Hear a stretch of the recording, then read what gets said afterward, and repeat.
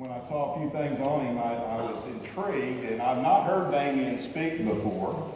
But Damian Mason is part talk show host, part agricultural economist with a dose of comedian in him. He's here to talk about the business of agriculture. Watch this and get ready for Damian Mason.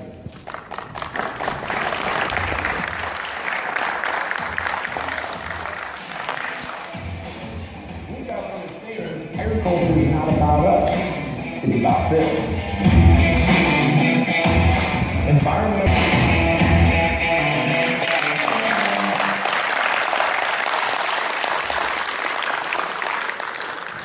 Thank you for having me here. I very much appreciate this. Looking forward to this. This is something I've actually been very eager to do for the last several months.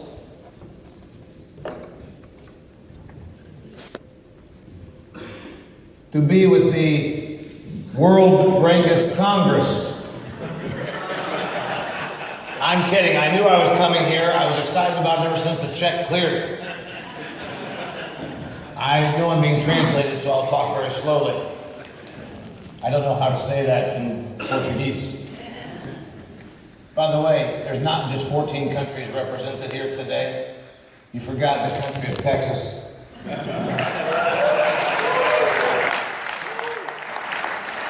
And goodness knows there are very different people down here in Texas. My name is Damian Mason. We're going to talk about the business of agriculture, particularly as it relates to beef and Brangus. You guys ready for that? Yes. Fantastic. We're going to have a good time also, because I know that you've traveled from afar. I know that I talked to Joe when I was planning. I understand the Brazilians will be coming in here in another couple hours because that's morning for them. I'll wait till the translation. We're going to talk about the business of agriculture. And what I think we need to do, no matter which country we are from, we should all begin with square one.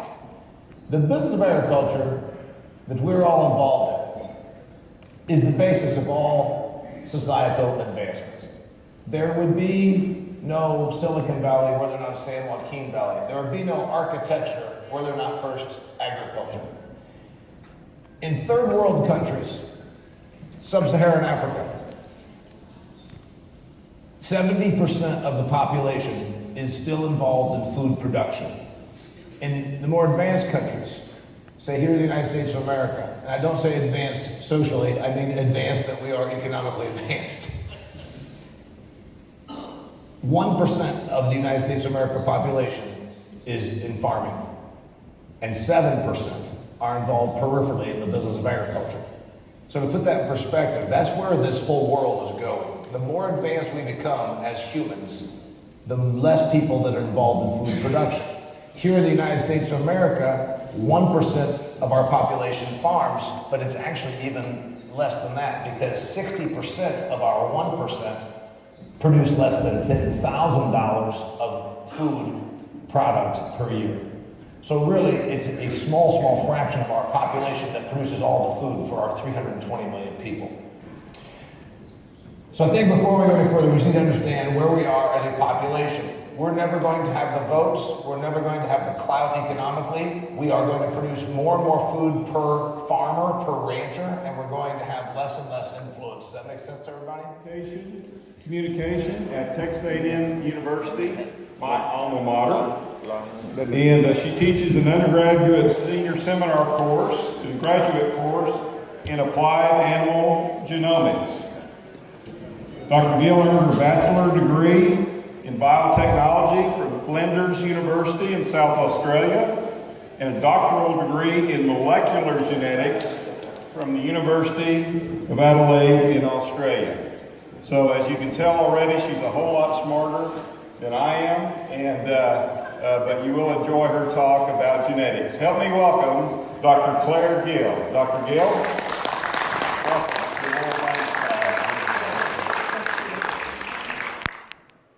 I'd like to say a big thank you to Joe and also Tommy Perkins for inviting me to speak today. And this is always a really fun topic for me. And I was reminded as I was listening to Damian, who is a really hard act to follow, that he, as a political comedian, he described himself as a professional observer. And I want to put it to you that you, as Brangus producers, are all professional observers. And what I do can only occur because you take such good observations of your cattle.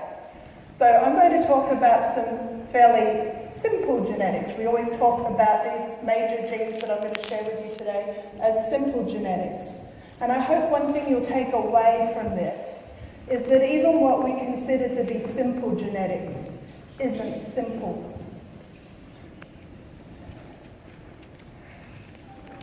Now, I feel sorry for the translator, and I apologize for the terminology that I'm going to use, but I figured I would hit some of that in this very first slide. There's not going to be a test.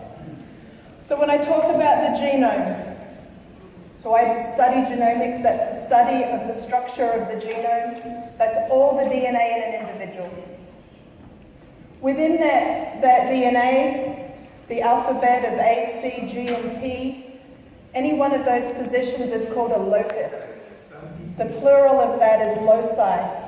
Sometimes we think about that being genes, but several of the mutations that I'm going to share with you today that cause specific traits don't actually occur in genes, so they would be loci. We have different variants in the DNA. Those are alleles. Sometimes one allele masks the expression of another allele. So we have one copy is sufficient to be able to express that phenotype. Sometimes you have to have two copies or be recessive to see that phenotype. And then more often than not, DNA isn't this little black box of individual genes. They all interact with each other. And those interactions are known as epistasis. And I'll share an example of that today as well. Later on, you'll hear lots of talks about SNP genotyping. So a genotype is the combination of alleles, two alleles at a locus.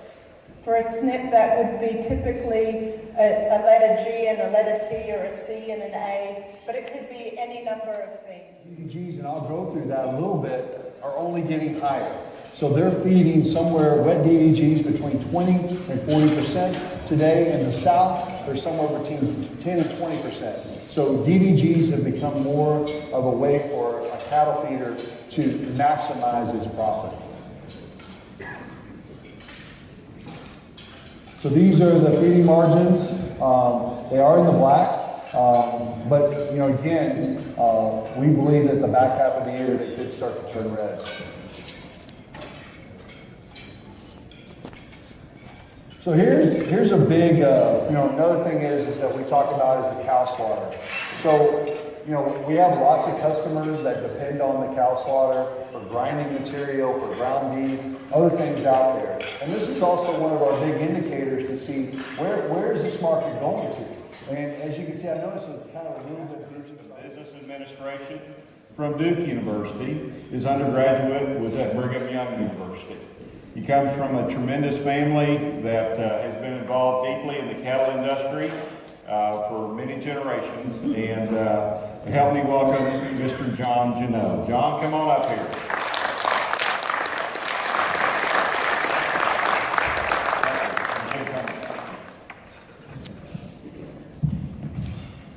Well, it's good to be here with all of you today. As I was introduced, I'm actually a quantitative geneticist, and I'm glad that none of you ran for the doors when you heard that. Quantitative geneticists aren't known to have really dynamic personalities, and having finished lunch and sitting there comfortable and full and listening to a quantitative geneticist, it might be a recipe for a good nap. So I'm going to try to keep you entertained. In fact, I haven't put a single Greek symbol in this presentation, and that's hard for somebody with my training to do. So I'll do my best to keep you entertained today.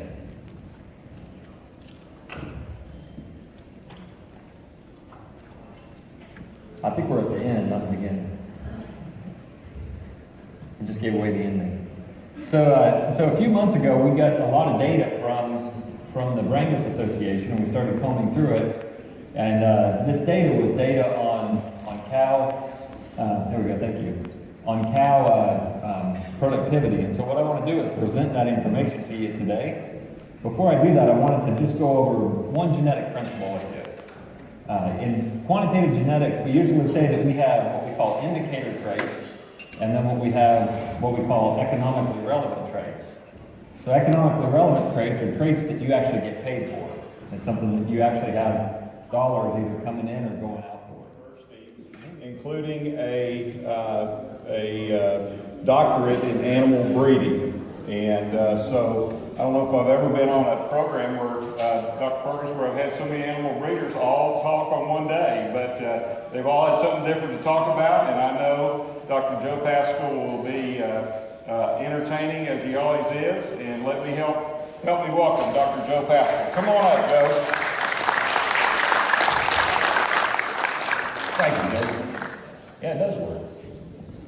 That works. Yeah, you look good. You look like you went to A&M with that blue shirt on. That's right, yeah. Huh? We had, well, actually, we had y'all yesterday. Some of y'all came to Texas A&M and were with us, and it was interesting because there was 3 of us in the audience, or speakers, and we all had khaki pants on, and we all had some form of a blue shirt on. And the veterinarian was actually going to wear a solid blue shirt, and then my boss was going to wear a striped shirt. I wound up wearing a striped shirt. The veterinarian had a solid blue shirt on, and my boss had a checkered shirt. But we all had tan pants and blue shirts. So today, I thought I'd try something different, right? So I'm going to wear purple today. I'm not sure what school that's associated with there, Tommy. TCU.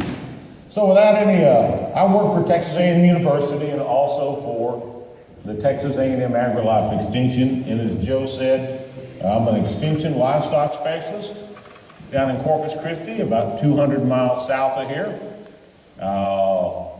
I spend a lot of time working with county extension agents and producers in looking at beef cattle production, improving it and its efficiency and profitability.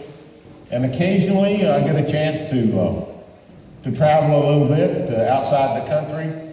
I'm not by any means, any stretch of the imagination, knowledgeable about everything outside the United States. I've only traveled to about 20 or 25 different countries, but a lot of them are very important to beef cattle production. Central and South America, North America, Australia, Africa, Europe, and so I have some thoughts. Dr. Perkins asked me to talk a little bit about Straight out anything I mess up, but there's something that we need to talk about, bigger being better. As we drift across the top of the stage there with 150 and a functional 250 research chip, 250,000 steps. We do all of this through our 30,000 square foot lab in Lincoln, Nebraska. Now we'll talk about how to get to that for some of you international guests. We are the world's leading commercial agricultural genomics lab. Dr. Balk is the vice president now of AgriGenomics. And as you read down, you notice that we've got labs in Australia, in Scotland, Scotland, and the Indian tuber lab in Brazil, Elisa. So we're all over the world to serve you with genomic testing. Some 150 scientists and technicians. We do work for every major breed association that you can name in North America. I'm a geneticist, a genomicist by training, and I've traveled all over the world. If you heard Ashby Green talk about, introduced Indira and Gill and Dee, I actually used to work with them. I didn't leave the company because I didn't like them. I left the company because I wanted to start my own business. I figured, I don't want to work for anybody else. I want to work for myself. And if you heard the first speaker today, Damian said, everybody works for somebody. So, too late, I actually work for other people. So I started my own company. It's a management consulting company. And I decided that if I really wanted to move the dial of genomics implementation, I needed to build a website. So I needed to go digital. That's how people search today. That's how they learn today. And the majority of the time is they go on Google and they search for a topic, and then they learn. They find videos, they go on YouTube. So I thought, if I really want to make a difference, I have to use technology to bridge that gap of genomics implementation and how to use genomics. So I spent a significant amount of time within the first 12 months of my business learning how to develop websites. I don't know if I did a great job, but that's what I did for the first 8 months.